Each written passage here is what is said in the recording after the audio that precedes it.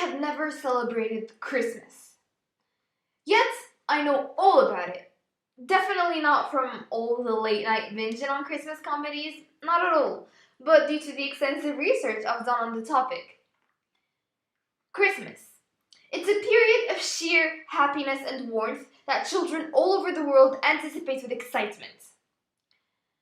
During these lively times, I find that the most adequate thing to do is share with you a heartwarming Christmas story. One cold Christmas Eve, Scrooge, a miserly, stingy, and greedy London-based businessman, is unkind to the people who work for him. He refuses to give to charity and is rude to his nephew when he invites him to spend Christmas with him. When Scrooge gets home, he is visited by 3 ghosts.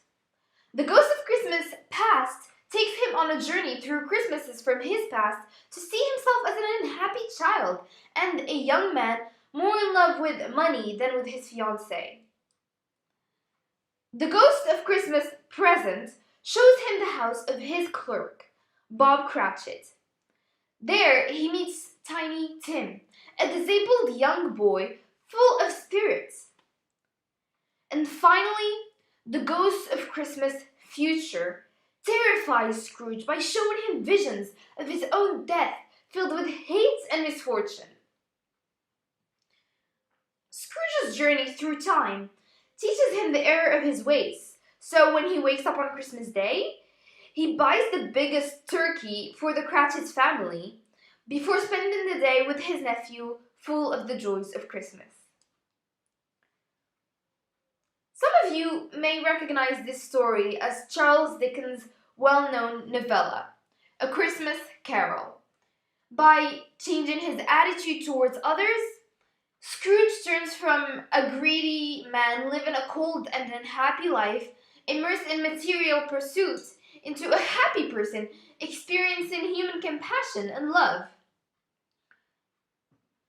Most people usually associate greed with rich people, since the consequences of their greed affects everyone and everything everywhere on a range of fronts such as the environment, workers' rights, child labor. Nevertheless, the sad reality is that greed is prominent everywhere. We have witnessed our societies getting more and more selfish. For example, the competition at school teaches us to overthrow our classmates, seeing them as adversaries instead of building relations of trust and support. In the workplace, we take advantage of every small weakness we see in our colleagues to outshine them in the hope of receiving a bonus. And whether you are filthy rich or you have a moderate income, being greedy negatively affects both your health and your surroundings. When greed consumes you, you react on impulse rather than logic. You get into the swing of unhealthy competition, you stop caring about others, and you weaken your relationships with the people closest to you. However, completely removing greed is impossible, as it can serve a positive purpose in some contexts, but it can quickly turn into a blood-sucking sentiment that spreads hate and selfishness. Ladies and gentlemen, I have never made a Christmas wish.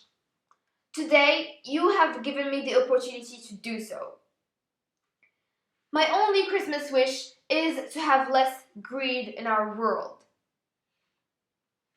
If each one of us gave a small amount of his or her time to help the ones in need, if companies paid their taxes, thought about their consequences, the consequences of their actions on the environment and the exploitation of their employees and their workers, if the rich gave more of their money to charity, if countries didn't constantly think about ways to invade other territories and spread death, wars, and violence, wouldn't our world become a much more pleasant and peaceful place to live in?